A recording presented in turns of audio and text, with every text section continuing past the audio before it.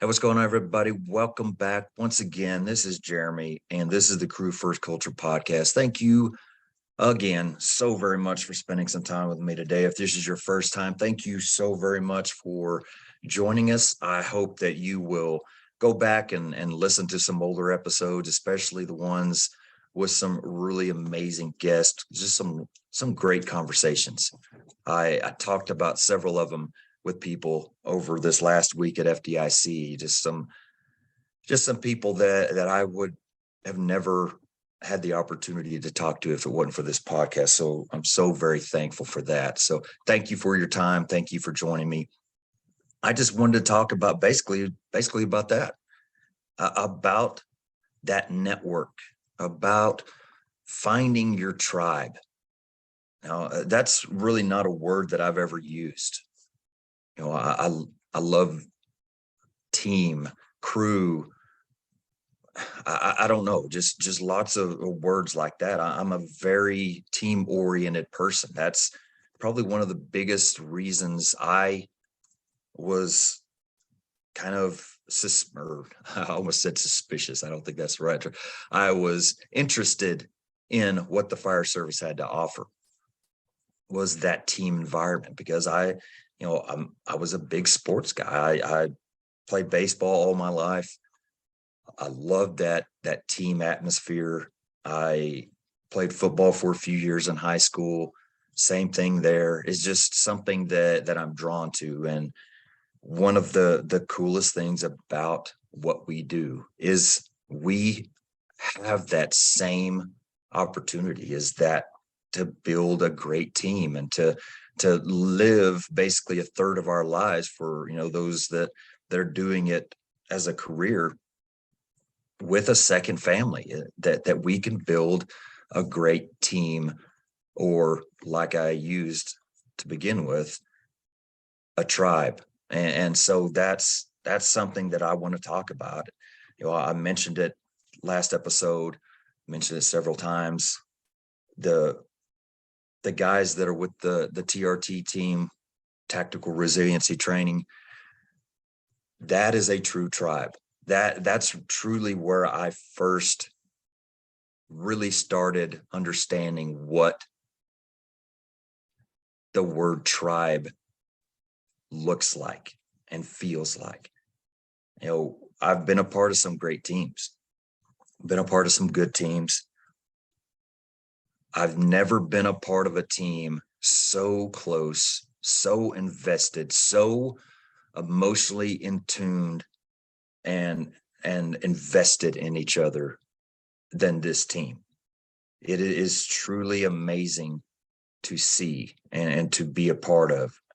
That is a tribe. And I should have been more prepared to give a true definition of the word tribe, because that would probably kind of lay some groundwork here. But just gonna go with what I feel and what I see, because that's what it is. They have taught me so much, and I'm very new to that tribe. But one thing it has taught me is the importance of having your group, your people, and if you are lucky enough to have your tribe. Our job, our calling, whatever you want to call it, it's so demanding, it's so taxing. A lot of us face situations that are just hard to bear sometimes. The mental health of people in the fire service is struggling overall. And the biggest factor in, as far as how I feel and as far as what I see, the biggest factor in how well and how poorly people deal with this is the circle that they surround themselves with. Are they surrounding themselves with people like those that I'm describing, that are truly there to care for them, that are truly there to lift them up, to challenge them, to be with them every step of the way? Or are they surrounding themselves with people that just want to take them out for drinks every night, or just want to drown that depression or that anxiety or whatever it is they're facing with some substance. That's a big difference. I've heard from so many people, I don't know who to contribute it to, but the old saying of look at the 5 people closest to you. If those people are turds, you're going to be the 6th turd. If those people are all stars or studs or great people, then you're going to be the 6th of that as well. Who you surround yourself with is going to affect your future, is going to affect your present. It has such a huge outcome on your life. And I will say that first of all, please find good people. If you don't have good people to be around, to hang out with, to lean on, to reach out to, you got to find some new people. And trust me, I am not an outgoing, bubbly, just networking kind of person easily. But I love it. I love doing it. I'm just not very good at the whole right out of the gate thing. I'm not very good at meeting new people or starting new relationships. Once I've met them and once we're kind of getting to know each other, that's where I'm fine. It's just the meeting new people. So I'm not trying to make it sound super easy. For me, it's not either. But for me, it is so important. And I talked last episode about kind of a takeaway that I got from FDIC. This is another one. And so one of the nights, we were at a place that was completely full of people, and it was just amazing. I said it several times to several different people. It was literally like living in Instagram. Everywhere you looked was people that we follow. The people that we follow on Instagram and Facebook and YouTube, it's like they were all there. It was so kind of surreal. I met so many people that, like I said, last episode, they have no clue who I am still, but it was just so fun to meet so many amazing people and listen to stories and just watch the interactions. It was so cool. But there was somebody that has another podcast that was there as well, and he asked me a few times, are you kind of setting up episodes with all these people that you're talking to, and just before I responded to him, it was just interesting, kind of my thought process, as the split second that I had to think it through before I said it was almost like, I guess I haven't really even thought about it. And my response to him verbally, what I actually said was, no, honestly, I don't ever really talk about the podcast unless somebody brings it up. And I don't mean that in a kind of a snooty way. I just mean that in that situation, and this is what I told him, man, that the priority for me in that environment is connection. That is it. I have zero desire to try to get into some business end of just setting up podcasts and meeting people just for podcasts. I just don't.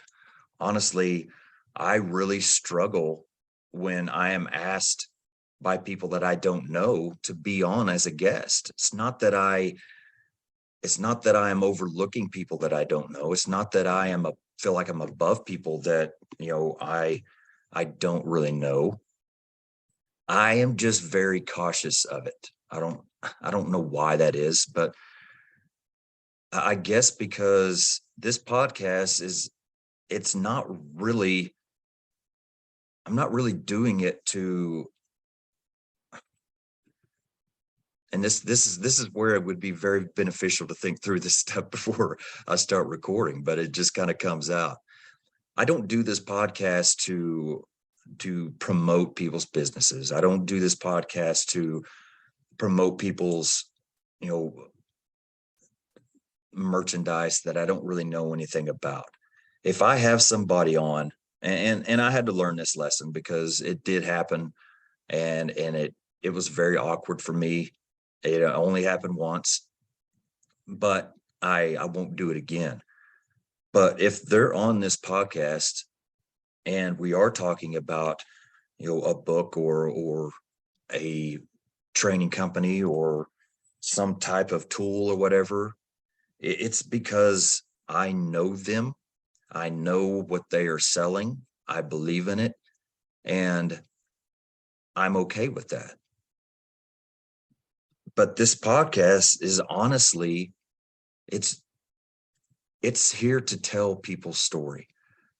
And I'm not really comfortable getting into that with people if I don't know at least a little bit about their story first of all. You know what I mean? And I'm just that's what I was doing. I was connecting. I never mentioned a podcast. Not that it I'm not trying to make it sound like it was an awful thing to ask me, or to even if he was trying to do that for himself. It's not bad. It if you have a podcast and you're in a group like that, man, that's a great opportunity to start trying to find some hosts. There were several years worth of podcast guests there, but that's just not why I'm doing it. I want to connect with people first. There are a lot of people that I met, a lot of people that I talked to that, they're amazing people. They're heads of the fire service industry, but they're not people that I would just be excited to have on here, because this show is about more than just somebody talking about tactics. This show is more than somebody just kind of being goofy firemen. Which I'm not saying anything bad about either one. I love to joke around and all that, but this show is about sharing people's stories and being real and learning lessons from others, and just life, real life. And so I can't truly share that if I am not connected with those people. So that was kind of the lesson, and I never really thought about it like that until he asked me. So I'm glad he asked me, and I'm glad that I was able to share that with him. I hope I didn't make him feel bad in that answer, because if he was looking for guests, I don't want to detract from that. Like I said, it is very reasonable to take advantage of that situation if that was the case.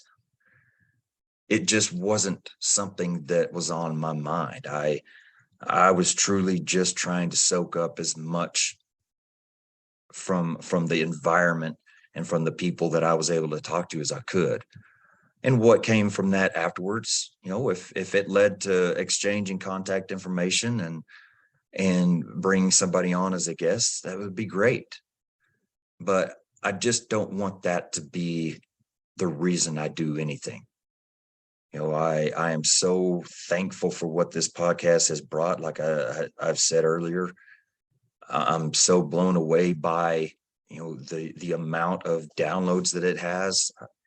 We're sitting around 116,000 now, which compared to a lot of other even fire service podcasts isn't much, is not impressive. But for me, I would have never thought it got this far. And I know that it can continue to grow, because I know we are sharing some great messages that a lot of people need to hear. And so that kind of showed me right there the importance of that network and the importance of that connection for me.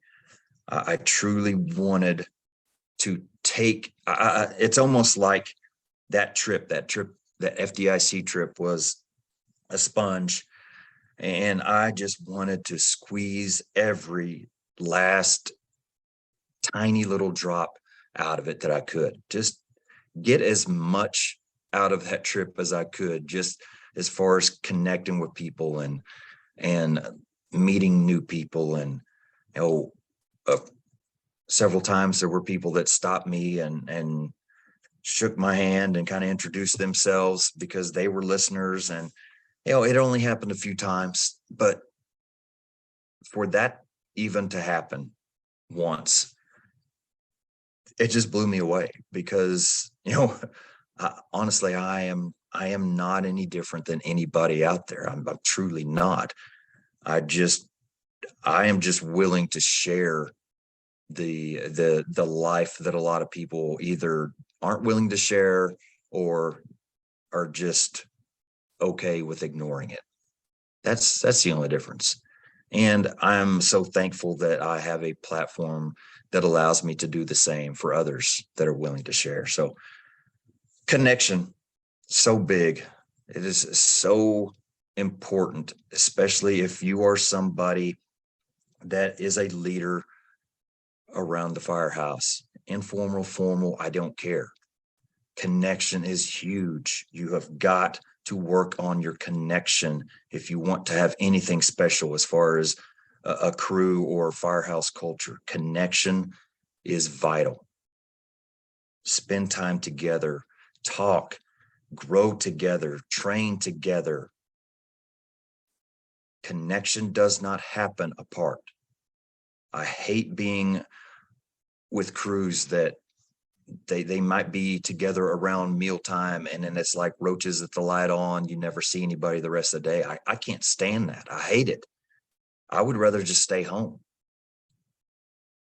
I want to be around people that want to be together because I truly value that connection and I know where that connection leads, and that connection leads to excellent teams and exceptional firehouse culture. So that's all I got to say. I mentioned some podcasts last episode. Just please be aware of those. I'll start posting them when they start coming out. If you're around Atlanta in the middle of May, maybe I'll see you at MAFC, I hope.